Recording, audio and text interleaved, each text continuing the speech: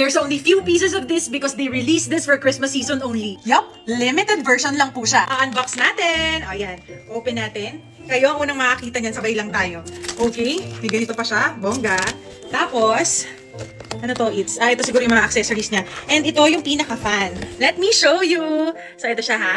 Jisoo Life, feel good. Wow. Ito guys, yung kanyang lace. Paskong Pasko yung color. Nakikita nyo? Parang pag tinitigan nyo yung lace ng Jisoo Life version na to ng Christmas, mafe-feel nyo talaga yung holiday season dahil sa color niya. May box na kasama. Ang nakalagay sa box, okay, so stickers. So I think, dito nyo siya ilalagay syempre. Ayan, pwede nyo tagta rin na Christmas stickers yung inyong Jisoo Life fan. And then, we also have here, tingnan natin kung ano to. What's this? Ah, a Christmas socks from Jisoo Life. Syempre, may kasamang ganito, no? Tapos, meron pa siyang kasamang ganito. And, of course, para alam nyo paano gamitin, meron na rin siyang manual dyan. Ayan. Dito siya china-charge. At syempre, pag usapang lakas ng buga, wala nang question dyan. Basta Jisoo Life, malakas ang buga niyan. Ayan, malakas ang buga. Kung nag-iisip kayo ng pangregalo ngayong holiday, perfecto.